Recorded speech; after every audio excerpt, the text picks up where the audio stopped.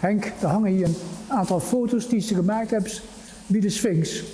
Wat is die relatie met de fabriek, met de Sphinx? Nou, ik ben opgegroeid in Wiekerveld, tegenover de Moza. Wel bekend, denk ik. En tijdens mijn middelbare schooltijd deed ik daar vakantiewerk.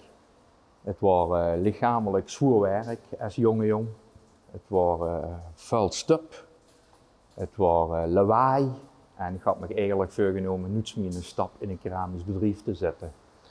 Ik voetbalde toen dat tijd. Na de schooltijd kwam een buurman, die was PZ-functionaris van Moza. En die bood me een baan aan met een opleidingstraject. En dat heb ik toen toegezegd te doen. Daar heb ik 14 jaar gewerkt. Ik voetbalde toen dat tijd. En beide trainers waren werkzaam bij Sphinx. En zo word ik dus na 14 jaar Moza getransfereerd naar Sphinx. Wat voor een fabriek trof ze aan toen ze begon bij de Sphinx eind jaren 80? Een fabriek die goed draaide, maar waar veel veranderingen hadden plaatsgevonden.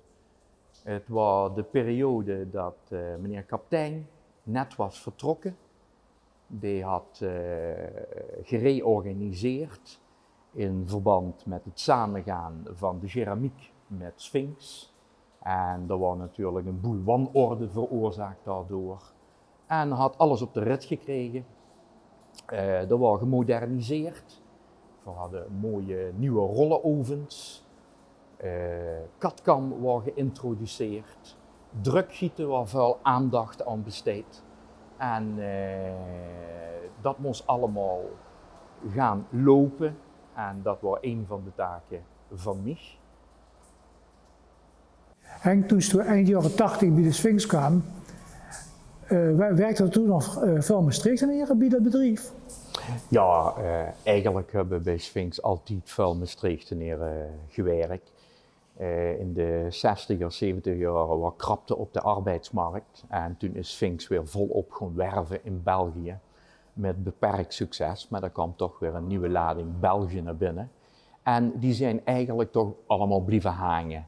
En ik kan me herinneren, zo tussen 90 en 2006, toen we vertrokken zijn, waar eigenlijk elke week wel een jubileum heen.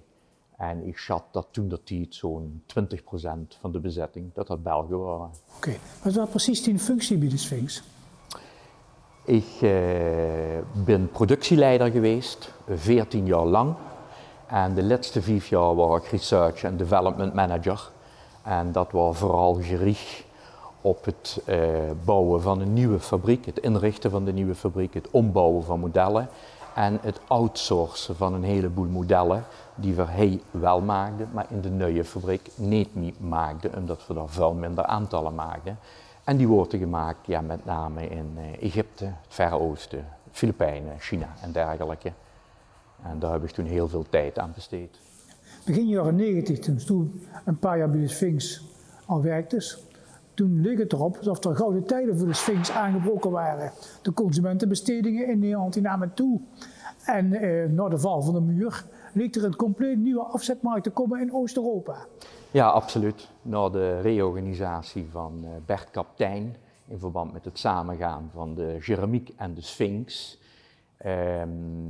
moest inderdaad een nieuwe directeur komen en die kreeg de opdracht om binnen 5 jaar de grootste fabrikant, sanitair fabrikant van Europa te worden met een omzet van 1 miljard gulden, waren het destijds nog. Alle seinen stonden op groen. Er was een prima beursgang achter de rug. Het keramiekterrein was gekocht. De merknaam Sphinx stond er, prima kwaliteit, een groot assortiment, een prima after sales. En daar moest een nieuwe fase aanbreken voor Sphinx, die succesvol moest zijn. Dus in allerijl werd er productiecapaciteit gekocht in België, in Frankrijk, in Duitsland, ook met name in Oost-Duitsland. En dat vond plaats met wisselend succes. Voor sommige bedrijven moest de hoofdprijs betaald worden en voor sommige bedrijven die werden voor een appel en een ei gekocht. En als het te mooi is om waar te zijn, dan is het ook niet waar. Dat waren bedrijven die helemaal failliet waren, geen markt hadden, verouderde installaties hadden, vele personele problemen, denk maar aan de vakbonden in België. En dat liep dus allemaal uiteindelijk op een fiasco uit. En daarna kostte het heel erg veel geld. Eerst om die bedrijven op te kalefateren en toen om die bedrijven te sluiten. Dus goedkoop werd uiteindelijk duurkoop. Ja, en zo eindigde in 1988 het tijdperk meneer Van Vliet. Veer, hij op de vloer, zagen natuurlijk ook dingen gebeuren. Veer hadden ook grote twijfels aan de overnames.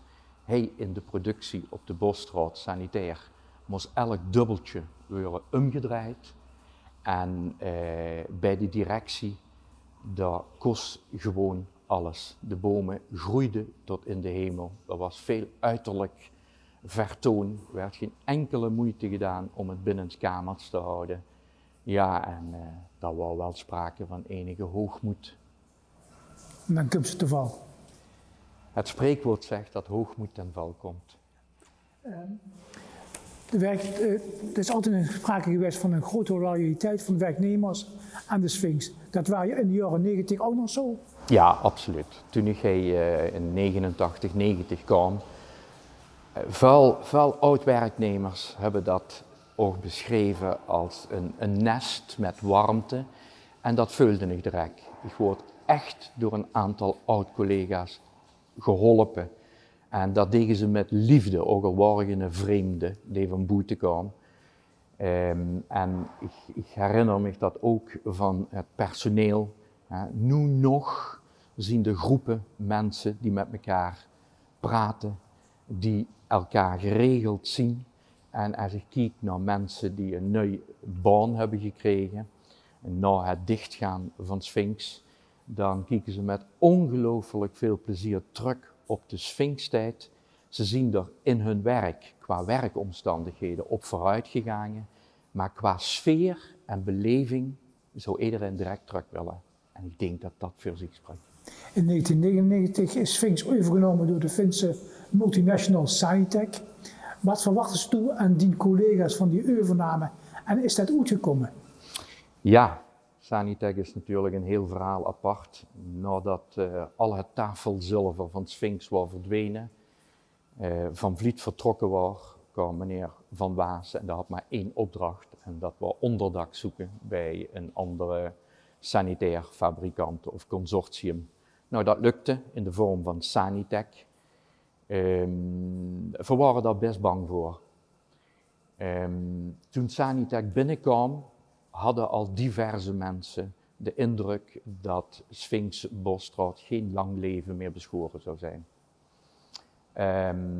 Toch hadden we de indruk dat we wel onze gang kosten gewoon. We hadden een eigen markt, we hadden een prima marge, we hadden een goede after sales. We maakten bijna 1 miljoen stuks, een uitstekende kwaliteit. En Sanitec zag dat het de gouden appel aan de Sanitec-boom was. Uiteindelijk bleken we niet ons gang te kunnen gaan. We moesten heel erg snel aanpassen aan de Sanitec-gewoonte. En dat deed pijn. En dat ging niet zonder slag of stoot. En ik herinner me uit die tijd dat in bijeenkomsten Sanitec ook zag, mensen, denk eraan, veel hebben Sphinx gekocht en niet andersom. En dat geeft wel aan welke strubbelingen er waren. Ja. In 2017 maakte Sanitec bekend dat de fabriek hier aan de Bosstraat dichtging en dat er een heel moderne fabriek gebouwd zou worden, ingericht zou worden in de Beatrixhaven. Kwam de sluiting van de Bosstraat voor u als een verrassing? Nee, dat kwam niet als een verrassing. Veel wisten al erg lang dat Sphinx zou moeten vertrekken. Het was een consortium van allerlei gebouwtjes met zolders en kelders. De helft stond leeg en het was ongelooflijk moeilijk om de efficiëntie te behouden, omdat de logistiek zo slecht was. Allerlei beperkingen, veel onderhoud. Nou, het was onmogelijk om in deze fabriek verder te moderniseren, dus er moest een andere fabriek komen en dat wisten we allemaal. Wat speelde er op de achtergrond met de gemeente? Wilde graag dit terrein hebben om daar een heel nieuwe wijk neer te zetten. En Sanitec wilde de productie inkrimpen. Ja, Sanitec wilde Sphinx graag inlijven, maar de markt viel toen een flink stuk terug. Er was overcapaciteit en een nieuwe fabriek paste niet echt in het plaatje van Sanitec. Maar dit terrein wordt voor 45 miljoen verkocht met medewerking van de gemeente.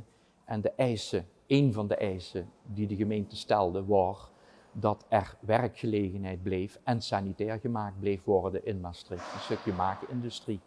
Nou, en daar zat Sanitec aan vast.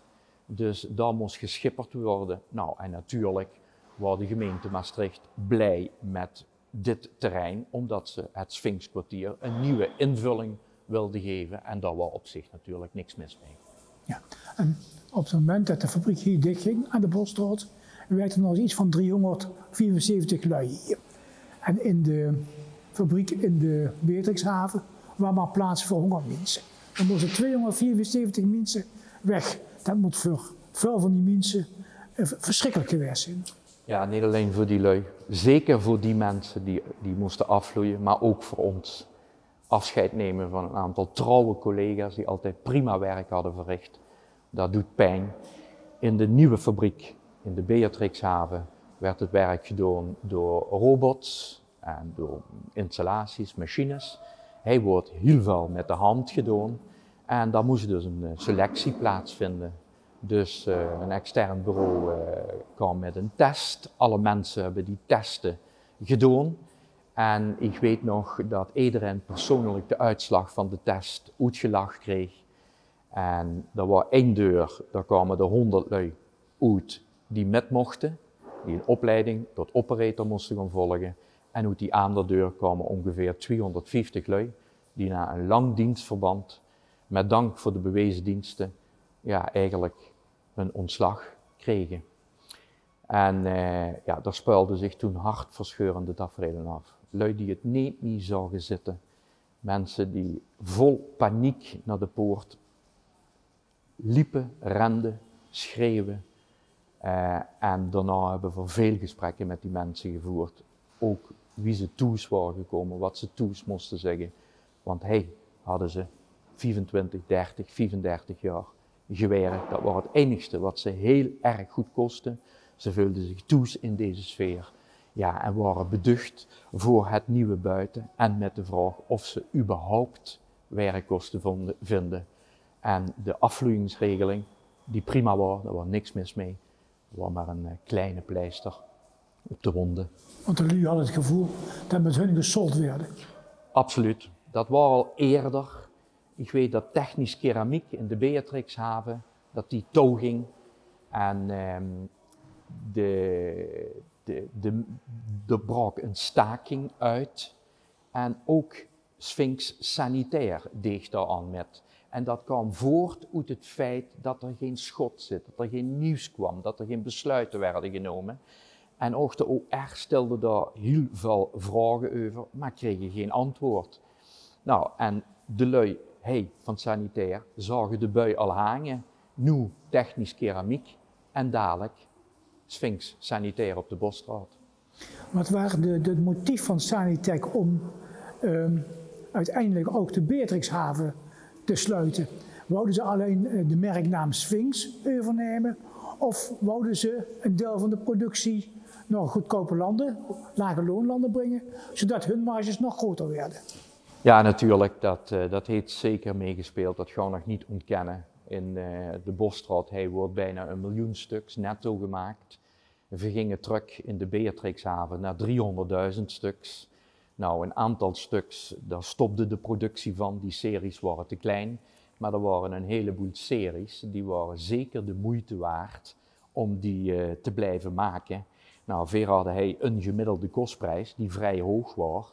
En voor Sanitec was het natuurlijk een leuke bijkomstigheid dat diezelfde artikelen in de lage loonlanden gemaakt konden worden, waardoor niet alleen een extra hoge marge waren door de kwaliteit van de Sphinx-artikelen Bosstraat, maar ook nog eens het verschil in kostprijs tussen sanitair Bosstraat en China en de Filipijnen. Ja.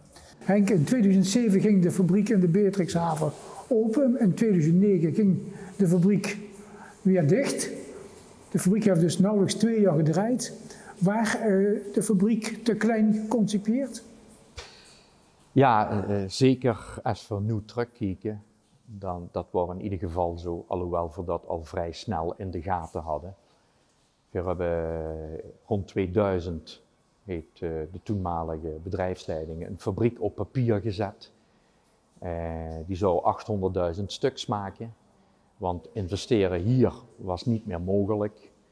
En dat werd beoordeeld door Sanitec en dat werd met 1 ruk van tafel geveegd. Een nieuwe fabriek was niet bespreekbaar. Nou, de gemeente had dat wel in zijn voorwaarden gezet dat er een nieuwe fabriek moest komen, dus die kwam in de Beatrixhaven. Het was die fabriek of geen. Meer stuks waren niet bespreekbaar. En Veer hadden zoiets, nou prima, we beginnen met die fabriek. Er is ruimte genoeg. En Veer gewoon op hele korte termijn gaan wij uitbreiden. Nou, en daar zijn we er jammer genoeg niet in geslaagd. 1,5 jaar nadat koningin Beatrix de fabriek opende, werd de fabriek gesloten. De werknemers daar en de gemeente Maastricht met een illusie armer achterlatend. En daarna bleef er nog een verkoopafdeling van de Sphinx in Maastricht, in een kantoorgebouw vlakbij het station. Die is een paar jaar geleden opgeheven. En de merknaam Sphinx is door Geberit, de nieuwe eigenaar, begin dit jaar ook opgeheven. Ja. Dus eigenlijk is er van de Sphinx, behalve waar we nu staan, en nog een paar andere gebouwen en een heleboel kopjes en schoteltjes en andere dingen, niks meer overgebleven. Nee, dat is juist uitgedrukt. Aan alles komt een eind. En na hetgeen wat met Sphinx Sanitair gebeurd is, wordt dit onvermijdelijk. Niet alleen de merknaam Sphinx is verdwenen, maar ook een hele andere boel merken die onder Geberit stonden, die zien verdwenen. En ja, zo gaat dat uiteindelijk. Herinner nog aan de Sphinx, herinner de neonletters hierboven op dit gebouw, Ja, waar de Student Hotel zit. Want Sphinx blijft natuurlijk toch altijd een onderdeel van Maastricht, van de identiteit van Maastricht. Ja, absoluut. Deze locatie heeft bijna 2 eeuwen lang industrie plaatsgevonden. En vuil pottenmannekes hebben hij de kost verdiend, hebben hij lief en leed gedeeld. En ja, wat over is, zien herinneringen. Het Eiffelgebouw is daar een mooi voorbeeld van. De transitie van Maastricht, van industriestad naar kennis- en universiteitsstad, heeft plaatsgevonden. En het mooiste bewijs is natuurlijk de studenten die hun intrek hebben genomen in dit Eiffelgebouw.